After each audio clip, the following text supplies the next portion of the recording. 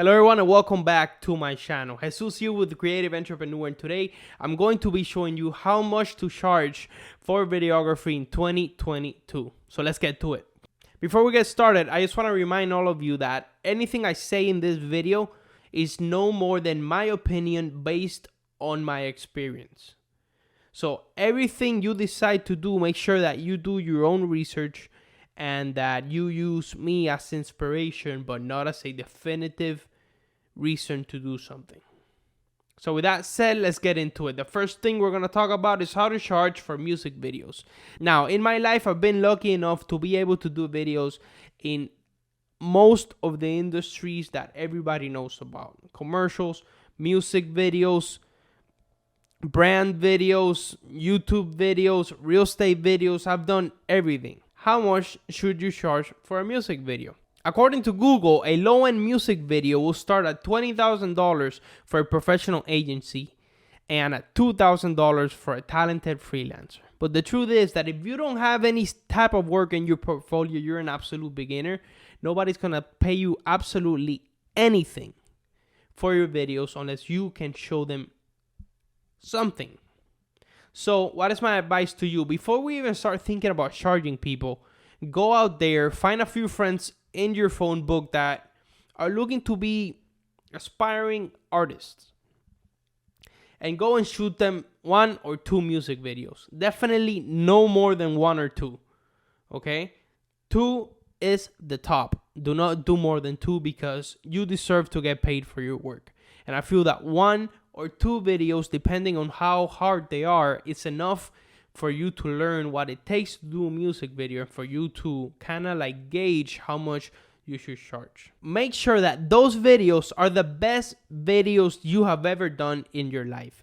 And if you have not done any videos at all, make sure that you study a lot before you go out and shoot, because you want to make this something that is completely different from what everybody else is doing. You want to be the best thing out there. But now, let's say that you already did 1 or 2 music videos for a couple of friends. What should you do now? How much should you charge for video number 3, the first paying video that you're gonna get? How much should you charge? The truth is that even if you can easily ask for $2,000 because you are worth more than that, you can easily ask for $2,000. The truth is that a lot of people, I would say that 100% of the time, beginners are not going to get paid $2,000 because the artists that you're working with are beginners themselves and they don't make any money with their music. So they're not going to pay you $2,000 for a video. So I'm going to tell you what I did when I was in your position and I started doing music videos. I already had 1 or 2 jobs in my portfolio to validate my experience, but I couldn't get big jobs. So I'm going to tell you exactly how much I charged and what worked for me to kind of build up what I charged. So the truth is that I just decided to pick a number. After watching so many videos on YouTube about sales and pricing and videography tutorials, I decided that I was just going to pick a number. And that was my minimum number for a simple, regular, barely any work music video. Anything above a simple video would have to be paid more than that minimum number. My number was $500. I felt that $500 was comfortable for me financially and mentally to actually just look straight into the eyes of the client and say, yeah, sure, I'll do your video for $500. Because it does take psychological strength to be able to look somebody in the eye and without having a lot of experience, just asking them for money. So I picked $500. I feel like my videos at the moment were worth $500 or more. Now, this number is going to vary from person to person. Each and every one of you guys is going to have a complete different number. And at the end of the day, it's what you feel comfortable with at the beginning. But I'm going to tell you right now, if I were you, I wouldn't charge any less than $500. In fact, $500 now that I've done some work is pretty low, and I think I would have just with a little bit more of practice of saying that number, I would have actually picked $800 instead of $5. So I feel that for a music video, for a artist that don't make any money or anything, you should be asking for $800 or more. But again, you have to ask for what you are comfortable with. Maybe $800 is too little for you. You think you can make way more than that, man, go ahead and do that. But definitely I wouldn't charge less than 500. 800 would be ideal. And again, I'm talking about for a person that has maybe one or two free videos and they've never charged before. If you are an already established videographer, you must have already an idea of what you should charge. And if you're not, I would suggest you charge above 1,000 if you're already an established videographer. Make 1,000 your floor price. You don't look at anything below 1,000. But if you're a complete beginner, I would say 500, aim for 8. Now, before I move on to commercial videography, which is charged a lot more, I want to tell you the best advice that I'm ever going to tell somebody that is looking to learn how to price their videos, and is stop charging an hourly rate. That's it. If you want to quit the video right now, you want to exit out, boop, go ahead, exit out. Do not charge for your time. It doesn't make any sense whatsoever to charge an hourly rate. Charge for the project. Do not explain why. Just charge for your project. That is the way you charge. If somebody asks you, yeah, but why are you charging me $500? How much is that per time? You say, I don't charge hourly rate. I charge for the project, and this project is $1,000. That's it. Do not charge for your time. And let me explain to you really fast. I'm not going to take a lot of your time in this. When you charge for your time, you're basically being punished for being efficient and good at your job. Because when you tell a client that you charge $50 an hour, let's just put a random number out there. Let's say that you charge $50 an hour and you tell the client that it's going to be $50 an hour and that the total project is going to take around 10 hours. Okay, between 2 days, whatever, a total hours of 10 hours at $50 an hour, that is $500. What is the client going to think? Oh, well, why is it so much money? What about if we cut it down to 8 hours? Do you think we can cut it down to 8 hours instead of 10? Do you think, what if we take away this? What if we take away that? Is it going to be less hours? He's thinking of just cutting off hours to make his video cheaper. Okay? And in fact, he is pushing you to actually take longer. For a job that you can do in 10 hours, you're going to have to tell him, hey, it's actually going to be 17 hours, 20 hours, because he doesn't want to pay you the 10 hours. He's pushing you to actually take more time on the project because he is not happy that you work fast. He wants you to charge less and work fast, which doesn't make any sense whatsoever. If he wants efficient, fast work, he should pay for it. He should pay for more if he wants efficient, fast work. So stop charging an hourly rate. Forget about the $50 an hour. Forget about the $10 an hour, $20, $150 an hour. Forget about it. Okay? Do not charge for your time. You are fast. You are efficient. It doesn't matter how long it takes you. Man, I've done projects in 1 day. I have shot and edited projects in 1 day, and I have charged $500 for them and more when I was at your stage. Because I work fast and I work good, and I should not be punished for being a fast and efficient and good videographer. So I charge for project. I'm sorry that it sounded like a rant, but that is the best advice that I am ever going to tell you. Like I said, you want to quit the video now, quit it. Let's get into commercial videography. Commercial videography, this is actually a very lucrative industry to be working with as a videographer. You want to work with businesses because businesses are the one that have the money. You don't want to do wedding videos. You don't want to do music videos because most of the time, regular people do not have the money to pay you what you deserve. But businesses do. Businesses have a set yearly, monthly budget to spend on marketing, to spend on advertising, to spend on content. In fact, all of you music videographers, all of you wedding videographers, you guys are losing a ton of money and doing a hell lot of more work just because you're not doing commercials. Before I keep going, I want to apologize if you guys hear any noise from planes or if you hear a drill. My neighbors are actually fixing their roofs and I live very close to the airport. Let's keep going. The commercial videography industry actually allows you to charge in a way that music videos don't. Commercials allow you to charge based on value and not on your product. And that is the best way to actually charge for your services. Stop thinking about the product. When you're in commercial videography, you need to be thinking about the value that you're bringing to the business and charge them based on the value that you're bringing them. Let me give you a quick example. Let's say that you are talking with a dentist and you're going to create a brand video or a commercial for them.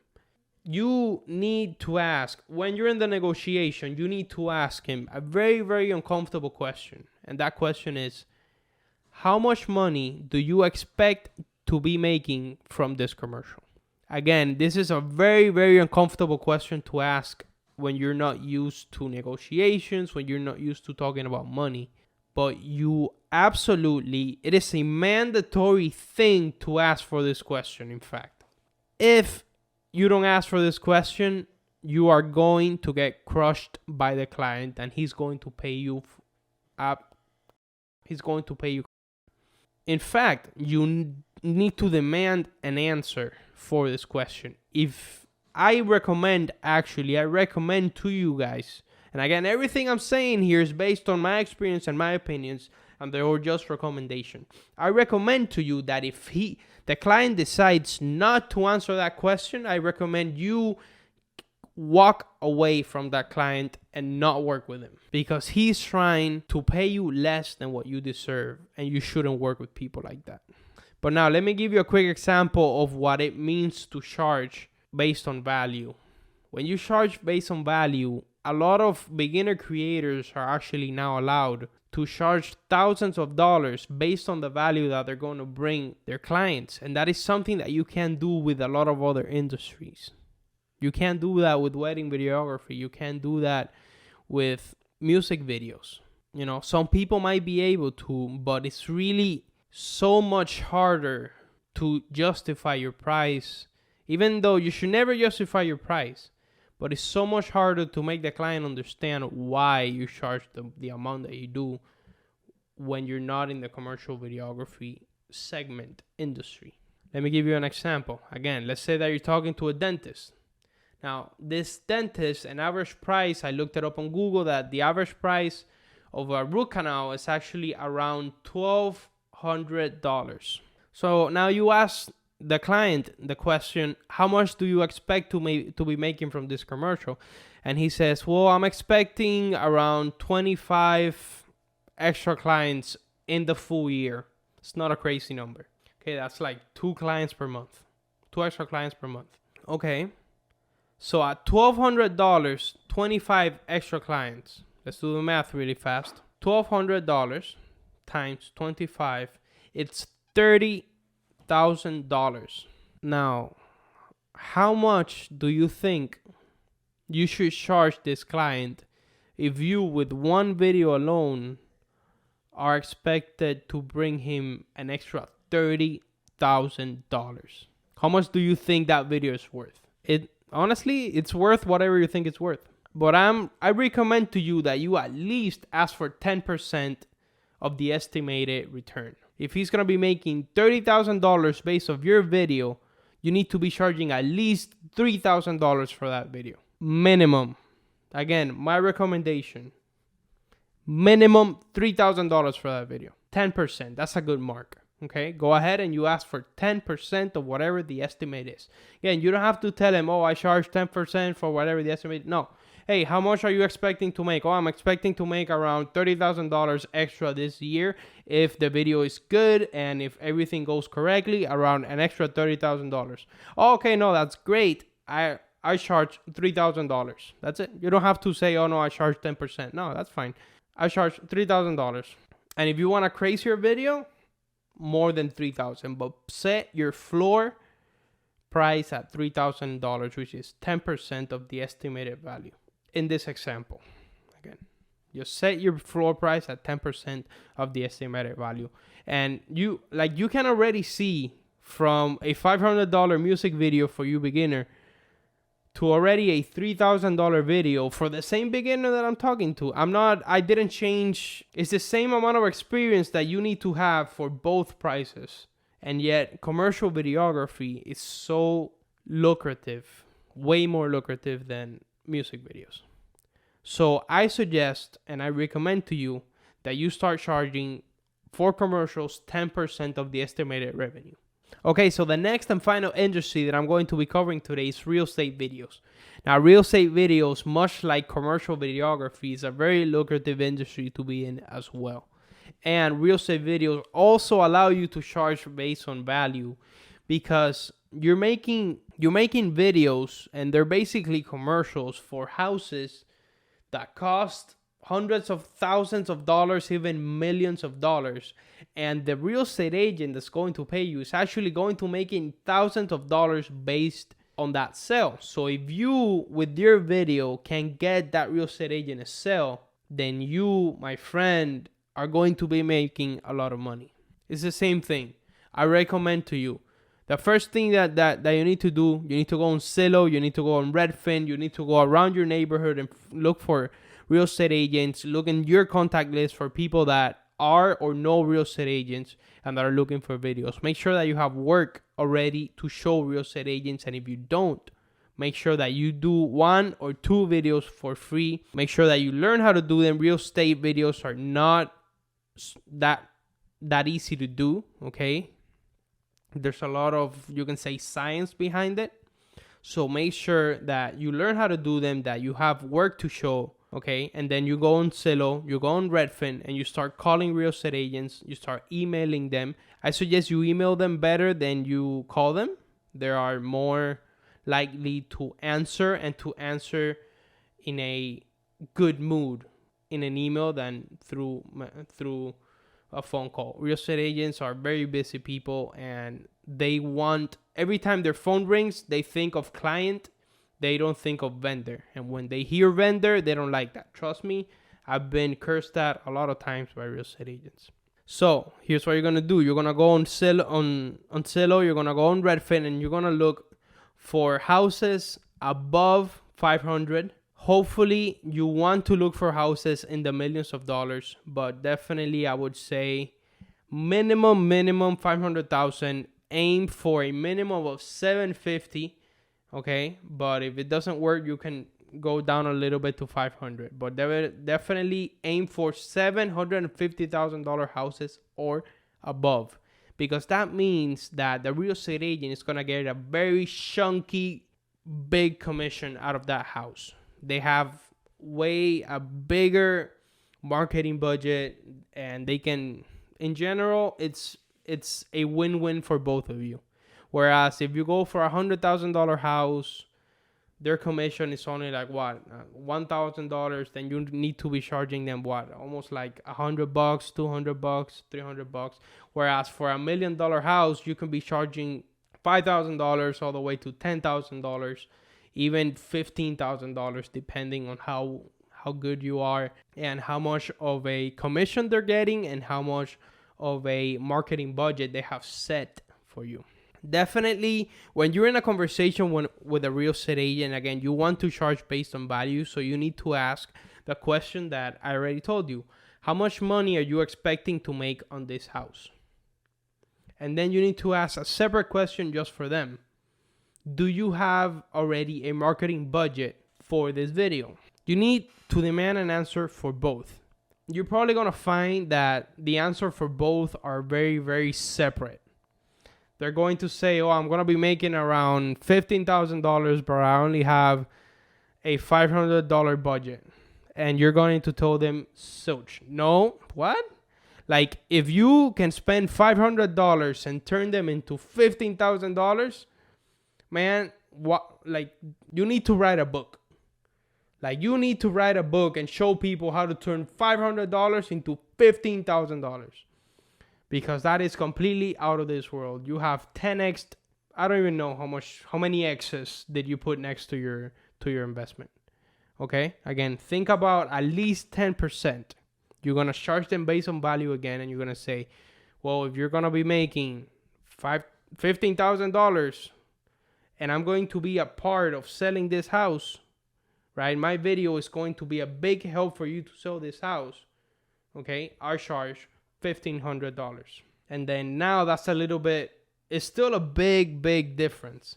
But honestly, it's a way, way better deal.